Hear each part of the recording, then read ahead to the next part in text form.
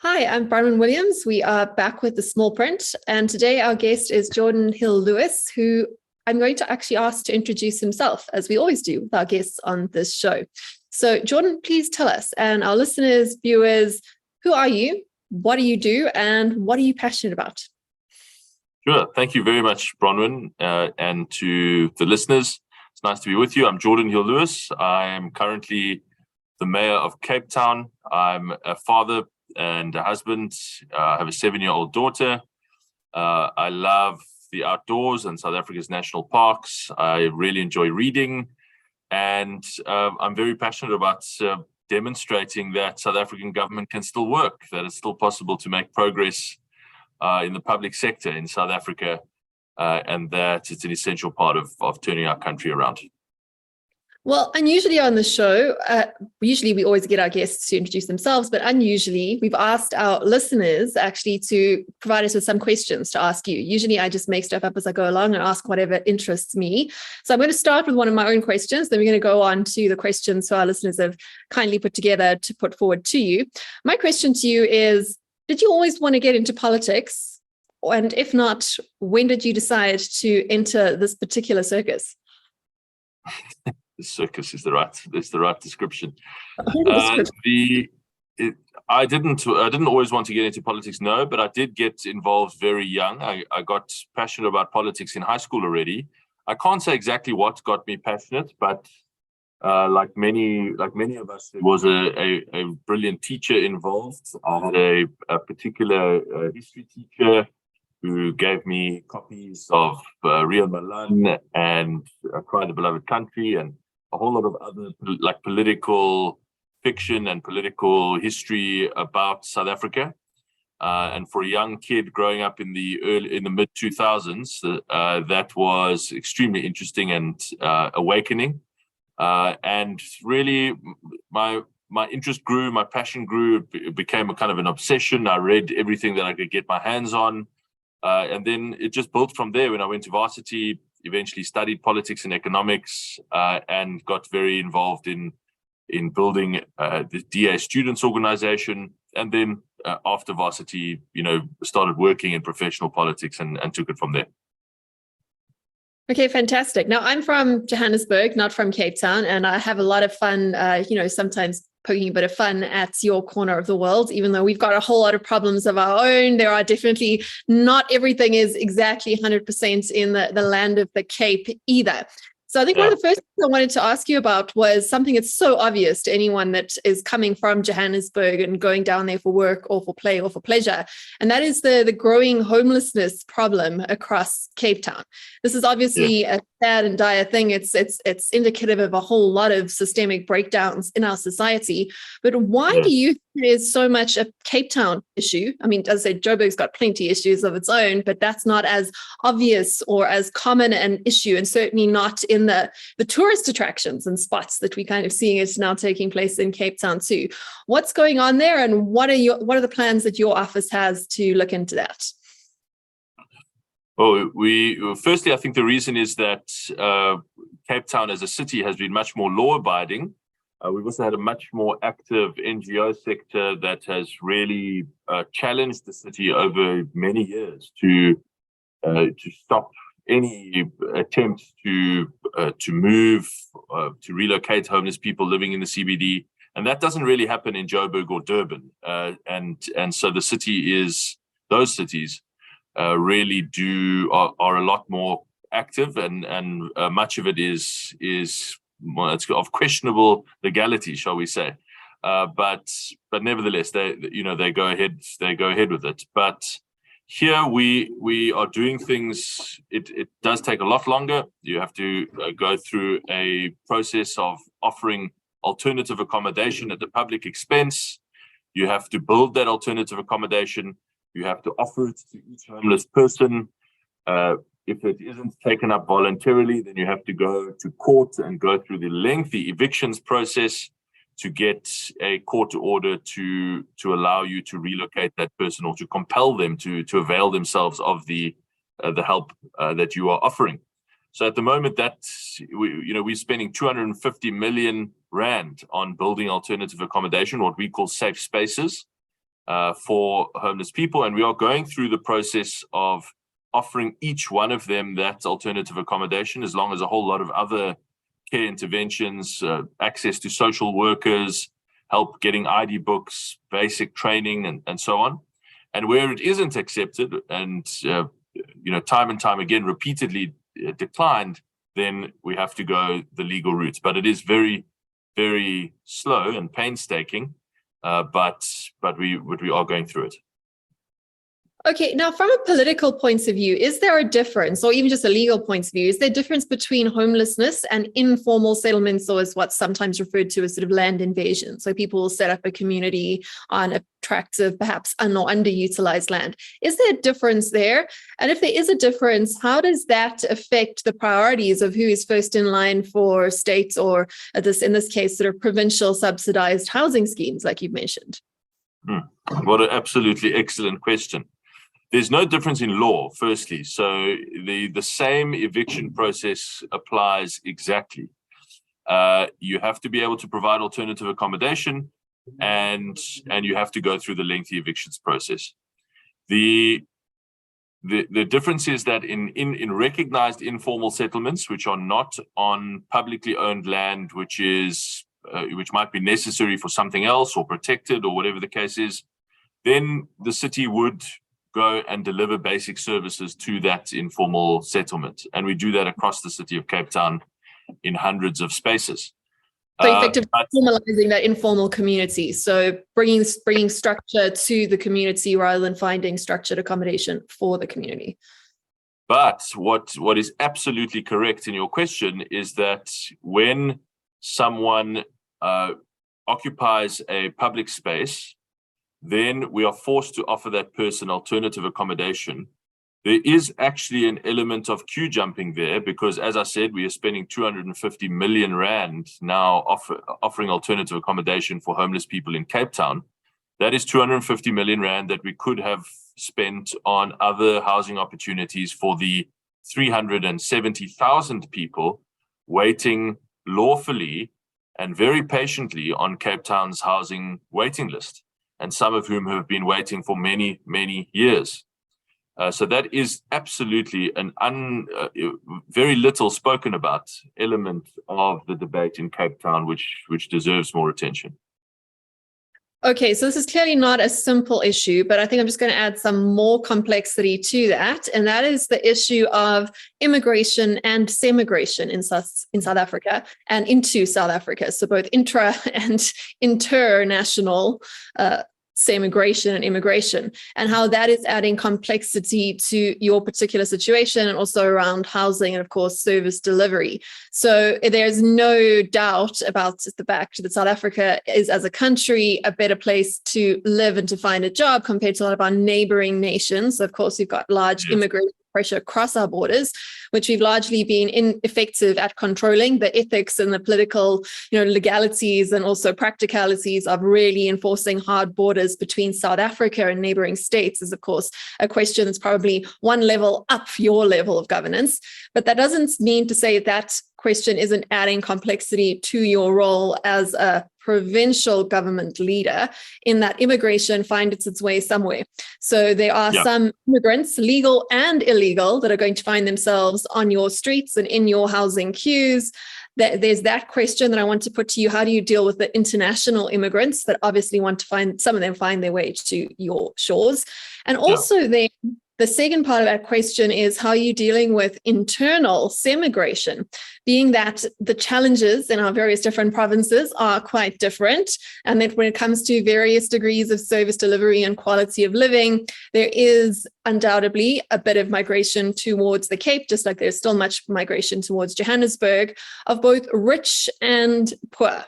Right. So some of those rich people are coming from across our international borders. Some of them are semigrating from Johannesburg or Plets or wherever they come from to go have a nice view. But you've also then, of course, got people seeking opportunity that could also be seen by people who have lived in that area for longer as some form of queue jumping. This, of course, leads to issues of questions as to inter-South African sort of xenophobic behavior. And then, of course, international xenophobia, which is obviously a problem in our country as a whole. So my question there, as complicated as all of that is how has immigration and semigration made your job harder when it comes to service delivery and housing in particular? And secondly, kind of what can and what are you doing about it, given that you don't really have control as the mayor of Cape Town as to who moves to your city? And no, nor would we want to. I think the semigration to Cape Town is going to accelerate in the years ahead, particularly as our energy plans come to fruition. But the biggest pressure that it puts on the system is in infrastructure, basic infrastructure, our ability to deliver basic services in communities. So we deal with huge proliferation of informality in Cape Town.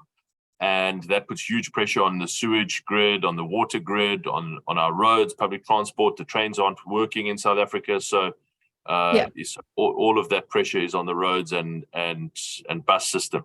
So all of that pressure builds up. And that's why I've placed such emphasis on basic infrastructure investment and accelerating it dramatically. We've just published a plan to spend 41 billion rand on infrastructure, basic infrastructure over the next 3 years. To put that in perspective, that's more than Joburg and eThekwini, Durban combined. It's about 145% of Joburg's infrastructure budget per capita. So it's significant spend. And that's all going into dealing with the pressure of population growth, of burgeoning informality, and what that does to your ability to deliver basic services. The other pressure, which you've pointed to correctly, is social pressure, relational pressure. You're absolutely right. We do increasingly see inter-South African or intra-South African xenophobia, if that's the right word. That's not the right word. Well, I suppose if it's different cultures, I don't know. Maybe we need unfortunately a new word for that. But but there's no formal service queue jumping, because housing subsidies, for example, are only available to South African citizens. But it does put pressure on other things, on the healthcare system. There's definitely healthcare migration to the Western Cape because of it's the best public healthcare, approaching a kind of welfare healthcare system probably on the continent, actually. And so there is definitely movement for that. There's public schools, huge pressure, and so that does cause social tension. You're right. I've tried to speak out against it wherever possible, and certainly encourage people to be very careful about how they deal with this issue in communities, and be very careful with their words, because the space between words and action on this issue in South Africa is much smaller than people think. Yeah. So would you say your stance as someone who has a voice and a platform is to encourage people to move to the Western Cape, or is it to encourage certain types of people to move to the Western Cape, or is it just to not actually take a stance on that particular issue? No, I'm quite encouraging of people moving to the Western Cape. I just want to make sure, given that I have primary responsibility for this area, that we are ready to cope with that pressure. And really, it's not that relevant whether I encourage anyone or not. I think it's going to happen naturally. You've seen a huge bifurcation in what's that? Victim of your own success. Yeah. So you've seen a huge bifurcation in property prices. You've seen bifurcation in planning approvals. Cape Town, for the first time ever on record that we can tell, has overtaken Gauteng on planning approvals. So all of that is happening whether we really like it or not. So we just have to be prepared and make sure that we can cope with the pressure by investing appropriately now. So then I guess that this question becomes redundant, but still, just to get it onto the record, what are your thoughts around the growing Cape secession movement, which I first picked up obviously on Twitter from some of the more extreme fringes that like to get into these sorts of conversations. I do work in the futures space, so we have heard rumors of successions all across the world. These ideas of wealthy people building enclaves in New Zealand fit into that conversation. Arguably, Waterfall Estate in Joburg already is a sort of seceded state. I mean, let's be honest about it. formalizing Cape succession, I think where it became interesting for me as someone who's always scanning for signals is the amount of Uber drivers of all races who have whispered in my ear that they would totally support a Cape succession movement. I always find that they're quite close to the ground, much like if you want to see what's going on with the economy, see what strippers are investing in, and when you want to know what's going on with politics, listen to your driver. They know, they hear the conversations and they spread those stories around. So what are your thoughts on the Cape succession movement? Is it a complete fringe movement that we can just laugh at and ignore, or is this something that is becoming serious? And what are your thoughts around that issue in general in terms of feasibility, viability, desirability, or lack thereof? Not feasible, not desirable. It's not my kind of vibe at all. I absolutely am trying to protect, even insulate Cape Town from the pressures placed on us by an increasingly failing state at a national level. Yeah. And I'm explicitly trying to do that. And a lot of that involves trying to devolve more constitutional power to the city government. But that is quite a separate thing from formally trying to kind of hive off a part of South Africa from the rest of the country. That's not, I'm really not interested in pursuing that. I really believe very strongly that Cape Town can play a role in demonstrating to the rest of the country that there's nothing fundamentally wrong with our country that makes it impossible for us to succeed. There's nothing that makes it completely impossible for us to turn this around. And we're trying to demonstrate here that it can be done. Yeah, I mean, from my personal perspective, I'd say that a Cape succession would be more like an amputation if Brexit was like a bad divorce.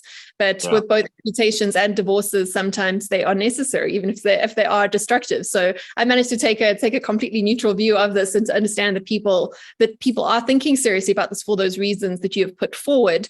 But also that we have to understand when it comes to nation states, much like a limb belonging to you, you only were able to thrive because of the capital and money that has been made in the rest of the country, right? That has ended up flowing to your corner of the country, largely for governance-related reasons. But that's not to say that it's all come from that same square footage, right? So it is much more complex. Money flows a lot more fluidly than that.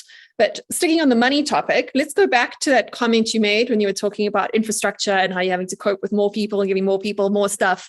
Sooner or later, you kind of run out of money. So how are you managing to spend so much more than Joburg? Is it because your citizens are just so much richer and more generous? Or what corners of your budgets are you cutting differently to the rest of the country that you are able to allocate those sort of eyebrow-raising increases towards your capex expenditure compared to Johannesburg and some of the other big municipalities?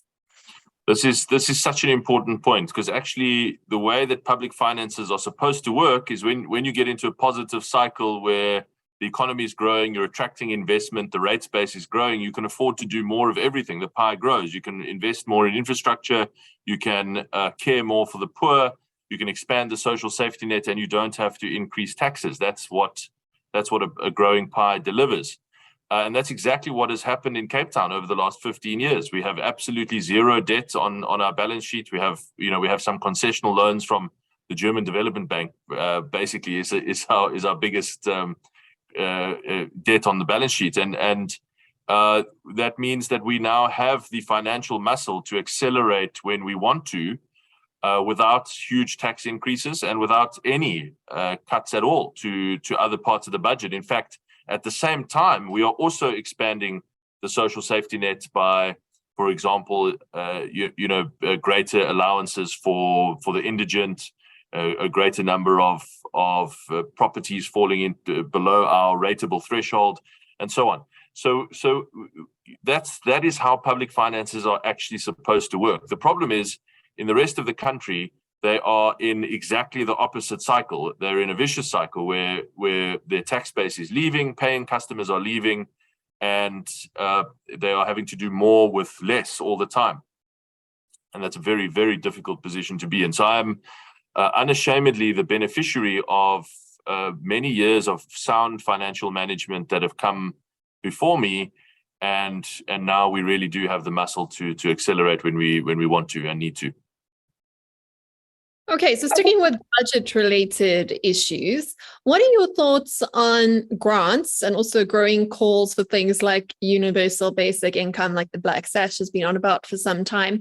Do you see such financial handouts as being an expense or an investment on your balance sheet? What are your views on such policies as growth, or as in just necessary processes that need to be completed? That's a great question. I just want to build on the argument I've just made that it would be better for South Africa to offer greater social safety net support for the very poor, because there are a huge number of people in our country that live in the most abject and extraordinarily difficult conditions of poverty. And so if we were in a position where our economy was growing, tax revenues were buoyant, I would say it would absolutely be the right thing to do to redirect some of those gains, perhaps not all of them, but some of those gains, to greater social support for the very poor. That is totally unaffordable now. So it would be completely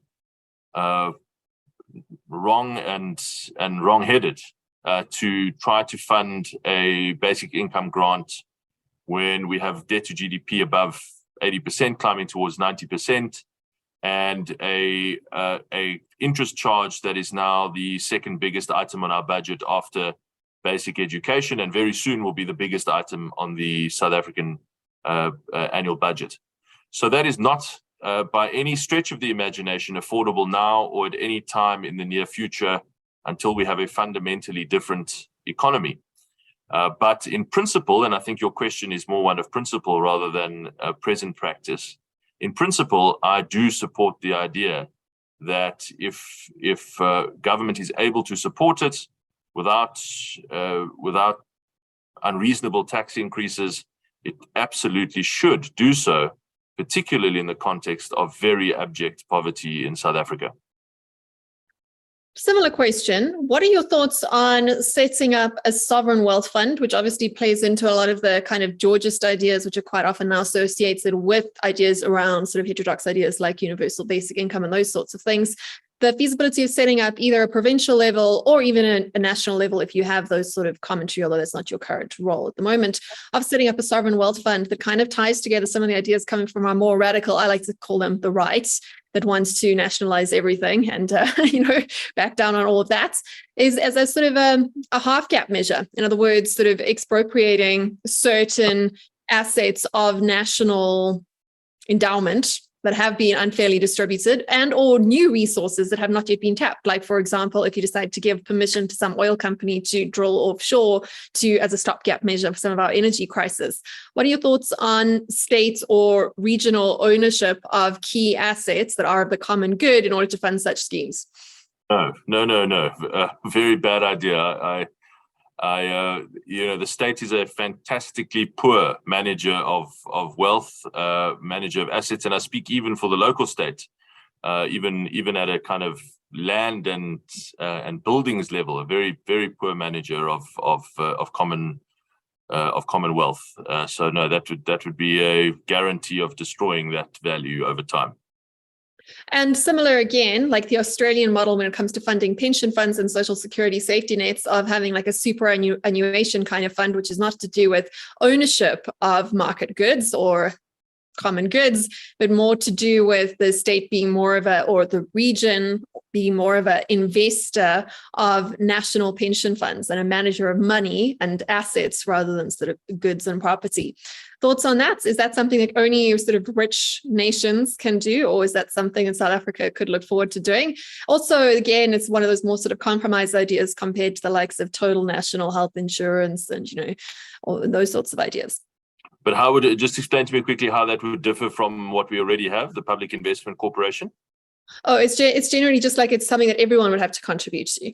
So, but at the same, I see. so it's very similar to the national health insurance idea. Like the superannuation fund is kind of like you might have your private RA and then you'd contribute to the superannuation fund, because right now we've got private pensions for private workers or private sector workers and state pensions for state workers, which are run by in different ways, but not all lumped together. Very similar to the national health sort of insurance scheme that's being proposed at the moment. Right.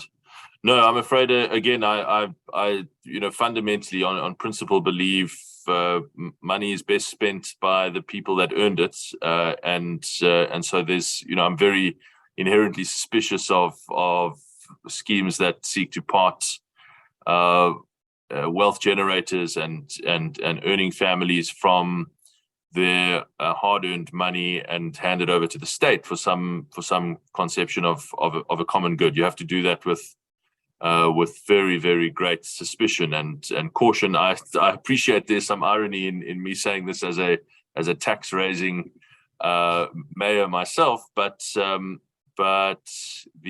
fact of the matter is that you have to do so with great caution, and you have to do so mainly to fund indisputable public goods where there is a natural monopoly, like in massive infrastructure projects, which cities are best placed to deliver. Non-rival, non-excludable, the good old classic economics models coming exactly. through. So does that echo your thoughts around our national health insurance plans that have been tabled at the moment? Yeah, exactly right. Do you really think that the private sector can serve more people? What are the alternatives to a national health insurance scheme for this current South African very unequal context? I mean, this is a question you must have had, if not at your level, definitely the DA must have faced this at some point. What are the alternatives? Well, the alternative is... Sorry? Or privatize everything, like do away with the state healthcare because it's so bad, and go for the semi-privatized model like we've seen citizens do for themselves in schooling, where you now have private schools that cost less than government schools. Effectively, they've been privatized. Yeah, well, I mean, there's parts of the NHI model that make a bit of sense to me, to be honest, in the sense that customers, patients, I suppose, would be able to make use of private healthcare facilities, and the state would subsidize that cost on their behalf. That would mean that there would be much more investment into privatized healthcare, funded in part by those state contributions to patient costs. That makes quite a lot of sense to me, actually, and I think that would probably see a huge boost in private sector health investment in South Africa. The problem, the kind of killer problem, is that it comes along with the proposed price controls, and that would completely undermine the argument for that additional investment if you could not charge what that service is actually worth in the market. So that is the killer weakness in the model. But there are one or two aspects of that model to recommend it. In fact, I know that's probably a controversial thing for me to say, but actually, if you look at it, it is a model founded on patients having the choice to use whatever facility that they want in the country, and the state contributing to the tab for that if they don't have the ability to pay for it themselves. Now that could imply that you could, over time, basically do away with the state sector. You wouldn't need state-funded hospitals if patients could go anywhere, and the state would essentially just be a banker in the system. Funding the patient. Funding the patient, exactly. So those parts of it I can kind of get behind. But unfortunately there's enough other serious weaknesses in the proposed model to undermine the whole thing. Okay, again, very similar. What are your thoughts on voucher systems for schools as an alternative to the current totally, absolutely failing state schooling situation? I mean, nationally at the South African level, what is it like? The average 12-year-old can't even write his or her own name. I'm not sure if it's quite as bad in Cape Town. Maybe you're perhaps doing a bit better.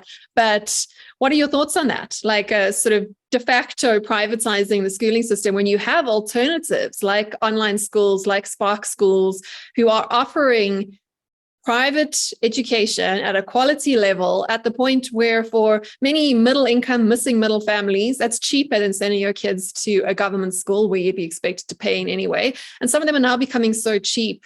Like I was talking to Rob from Valencia Institute, and their sort of subsidy schools that they piggybacking off in Cape Town now too, and looking at how they're able to fund kids from like under 800 Rand a month, right? So, I mean, this is less than what the government's spending on education. What are your thoughts on that, on effectively allowing the private sector to become privatized by funding students rather than funding schools and teachers' unions? And does that 800 Rand include even the capital cost of setting up the school?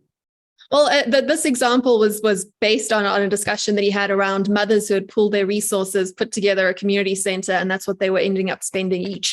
So they put those. I can't speak to the quality of the facility of what's going on, but it does make sense economically speaking. Like once you have access to education systems, even like Khan Academy, which is entirely free. Once you're able to have infrastructure in place, as long as you've got a reasonably weather and physically secure space for children to come to, the cost of education is nothing. It's the cost of protecting the children physically, which could arguably come out of like defense budgets and like so other service budgets too, right? I mean, this is all part of safety and security, and feeding children to, arguably, should that be coming out of education budgets? Should that be coming out of sort of the social safety net budgets too? Again, very, very complicated questions, but still the cost of education tends towards zero. And now you've got nice little AI sort of personalized tutors, again, entirely free, right? You just have to be able to connect people together and put them in a safe space with a sort of reasonably caring adults in the room.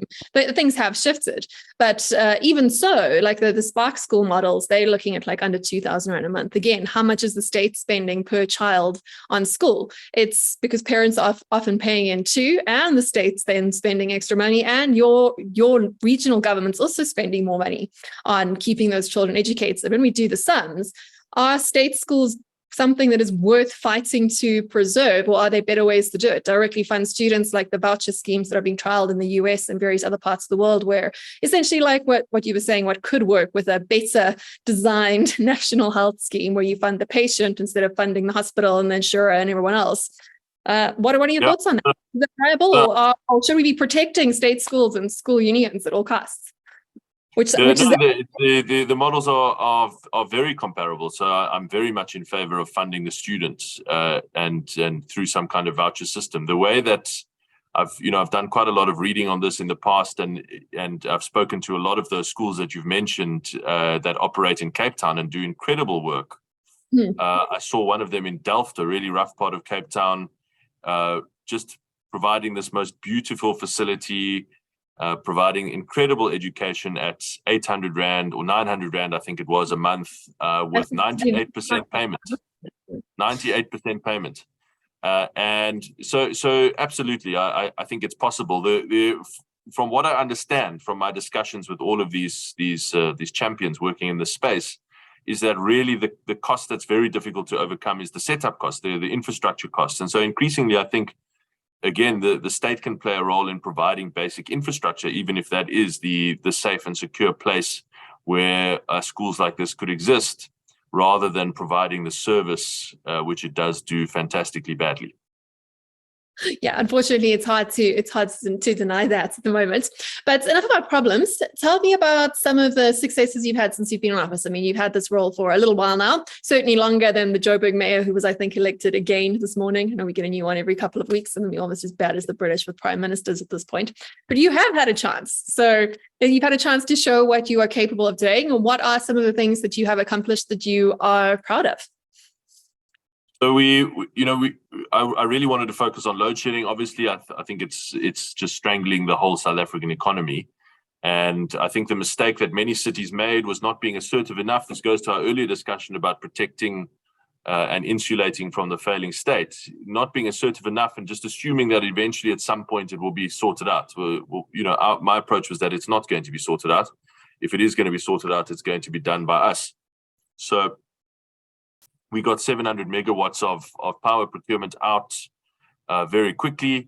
That's going through a procurement process now to get financial closure. And then, those companies, independent power producers, will start building projects. and then eventually we can get new power onto the grid and say goodbye to load shedding in Cape Town. That's going to be the most important thing that we can get right in this first term of office, without doubt. We also introduced some really cool policy changes to like decentralize the power model in Cape Town, truly empower families and businesses to get off grid and to sell power back to the city and to get paid for that. The first city on the continent that I'm aware of that's paying for power without any limitation. You can sell as much as you want to the city. So nice policy changes there.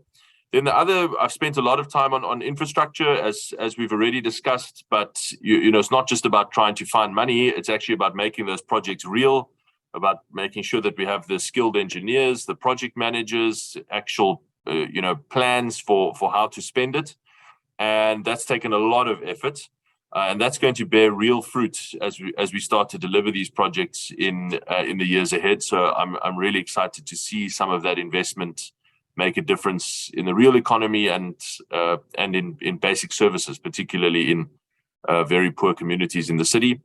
I've got quite involved in our city's safety journey, because there's a huge amount that's been achieved long before I got here.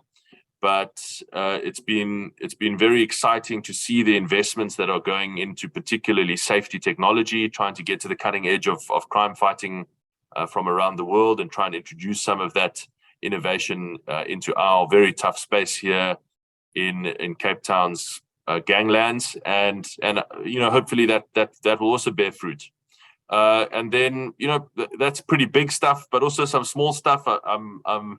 I don't know if you've seen, but I'm very passionate about setting an example of cleaning up in the city. I do a kind of weekly cleanup with residents in the city that I genuinely enjoy. I know that sounds cliche, but I really do genuinely enjoy it. And trying to communicate the message over and over and over again that all of us have some responsibility to make this work. You can't just treat public spaces like dump sites and vandalize public equipment and so on. So trying to instill that message in the city has been a focus of mine, which I've really enjoyed.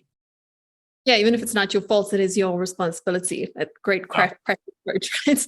But also sort of following on from what you said there, you find yourself a bit of a sort of piggy in the middle at regional government level. So there's obviously things that you cannot do, that you are dependent on national government for. What are some of the frustrations you have there on the one side? That's the one part of the question. And the other one is coming back to what you said around citizen participation. What are the limitations you currently have with your own population? What do you wish citizens did more when it comes to engaging with your government and your institutions? So how are you struggling to engage up, and how would you like to engage down to the rest of us? That would be basically the question. Okay, that's good. So particular frustrations at the moment. Look, to be honest with you, every interaction with the national state is becoming increasingly dysfunctional and difficult. It doesn't matter what department it is, perhaps with the exception of the National Treasury, which remains a bit of an island of competence. But there's some departments where it's almost as if there's just no one home. There's just no one there. I'm not sure if anyone's even at the office or what's happening. But they're certainly not responsive to any of the many fairly urgent things happening. Then at a provincial level, I think, going back to our homelessness discussion, there is a dire need for much additional investment into public mental health care and addiction treatment facilities for those who can't afford private addiction treatment, because that is really at the heart of the homelessness challenge in South Africa, is actually substance abuse and substance addiction. And alongside it, diagnosed and undiagnosed mental health issues. And there is just there's far inadequate facilities for the treatment of those, and that's not a city function. We don't get involved in tertiary healthcare at all. We do primary community health basically, and so that's really tough. Then from a citizen perspective, I think it goes to that thing of responsibility. We have a lot going for us in Cape Town. We're on, we have a huge amount of inward investment. We're a globally desirable tourist destination. We also have a huge amount of challenges. They're not necessarily unique. We are a rapidly growing city in a developing world context. And it would really make an enormous difference if more people took personal responsibility for what was happening around them, basically. And not only looking to the state as the provider of all the answers and all the solutions and services. Are there opportunities for your constituents to engage more with your office? Are you looking for such engagement? Are you engaging with sort of civil service or like a grassroots level bodies that want to connect with you? Is that something you want to encourage, building bridges there? Do you think that, or another way to put that is, do you think that citizens engage enough with government, or is it more of a one-sided relationship? My experience is that there's fairly healthy engagement in Cape Town. I do several nights a week. I do meetings around Cape Town. Those meetings are generally quite well attended. We now have a practice of distributing a Zoom link and setting up Zoom facilities so that people can join from home. Many do join from home. So that engagement is quite good. We also have, I should also just supplement what I said earlier about people taking responsibility. Of course, we have a huge amount of residents who do volunteer for neighborhood watches, roll up their sleeves for ratepayers associations and local sports groups or church groups or whatever the case is. So there are a lot of people that do get involved. And so, I feel like there is good engagement. There's probably always the opportunity for better engagement, and people should get in touch with me with good ideas. And similar question, but not quite the same. What would you like to see improve with the relationship between your office and corporate Cape Town? I mean, we could say this nationally, if we're talking at the regional level. Do you think that the corporate sector is working as well with your sphere as it could, or is there room for improvement there? I mean, this is a national conversation. There's clearly room for improvement. It's often working at antithetical purposes at the sort of national level, but how do you feel about it regionally? No, I feel like we have a really good relationship with corporates in Cape Town. I think the trouble is that corporate South Africa is far underexposed to Cape Town, and they're figuring that out now somewhat too late. And you encourage the sort of corporate semigration, right, to go along with the residential. Exactly. That's what I'm angling for here. But we have a great relationship with corporates in Cape Town. We're regularly in touch. We have organizations like Accelerate Cape Town that do a good job of maintaining that relationship. But I would say in the government procurement space, I won't name any names, but I do see some pretty shocking corporate behavior, corporate citizenship in the government procurement space, where there's some pretty naked, price gouging, what looks to me on the face of it like collusive pricing, although I can't prove that obviously. But there I see some different kind of corporate behavior. But in terms of relations or working on problems in the city, we work very well together. Okay, good. In terms of working well together, let's get into the coalition questions, which are in everyone's mind going into the next election cycle. Firstly, at a Cape Town level, do you think that's a feasible possibility for your region, that you would have to indulge or engage in a coalition with one of the many other choices on our political menu? No, I don't think so in the near future. Certainly not in next year's election. I sincerely hope not. That would be a terrible thing. It is wonderful to not have to work in a coalition government. We have an election next year, as you know, and I think that many people in the Western Cape will see that this is really becoming, if not the only, one of the only examples of a high-functioning government that's making progress, that's addressing our country's challenges, and that the DA will be re-elected here to govern with an outright majority. But that said, of course, it's always better to have a majority government if you can get one. But coalitions are undoubtedly going to be an essential and probably permanent feature of our political future in South Africa.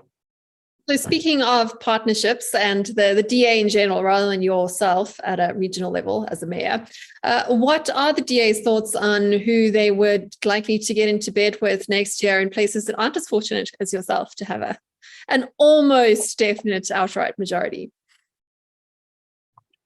So I think the DA nationally and the DA's leader has made it pretty clear that they want to first and foremost try to form a opposition-led coalition and an explicit pre-election opposition-led coalition offer to the public. That's quite exciting. I really do hope that work comes together and that we are able to form that pre-election pact ahead of the election. And that probably holds the best hope for unseating the ANC government, which is urgently essential in South Africa. If that doesn't happen, I've made my views pretty clear in the past that we should absolutely not take any options off the table. That doesn't seem very sensible or strategic to me ahead of a coalition negotiation. And so, we've got to work flat out to win as many votes as we can so that we have the strongest negotiating position, try to form the coalition before the election, and then see how those chips fall. Well, that's about as good an answer as you can get from a politician, right? But back to yourself. This is an easier question to answer. What are your political aspirations? What's your career plan? What's next for you? Are you planning to stick around in this particular role for as long as possible? But what's the plan? What's the plan for you? So earlier you asked me if it was ever my plan to be here. It was not. I decided to run sometime during COVID, and started to think and write a lot about what I thought was possible in Cape Town. I am absolutely loving the job and feel very, very lucky to be able to have this job right now. I think it's actually the best job in South African politics, and so I'm perfectly happy in it. I have no intention of going anywhere anytime soon, but I do love politics, and so I'm sure that I will be in politics for a while still, and we'll see what the next opportunity is and what the next opportunity holds. That said, I must also tell you there's lots of very exciting things to do in life. I'm still young. I'd love to one day start a business. There's lots of exciting things that one can do. So. The future is very much wide open. Excellent. Well, that's a great place to pause this conversation. I'm going to give you the last word if you want to clarify anything or make any final last points. But otherwise, you can also please tell people where they can get hold of you or where they can follow you if you don't want to be physically connected via an email or a phone call. I don't know, unless you do. Where can people find you, follow you, where you'd like to be found and followed? And again, thank you so much for joining us today. Thank you very much. It's been a really great conversation and with some very insightful questions. I expected nothing less, and some really great questions which really get to the heart of our country's issues. And people should just look me up on any social media and give me a follow to keep track of what we are doing in Cape Town. Thanks for the discussion. It's been good fun. Thank you so much. If you enjoyed this conversation, please subscribe to our YouTube channel and rate us on all your preferred podcast platforms. If you'd like to find out more about what we're doing, please join our Substack community via the link in the comments below.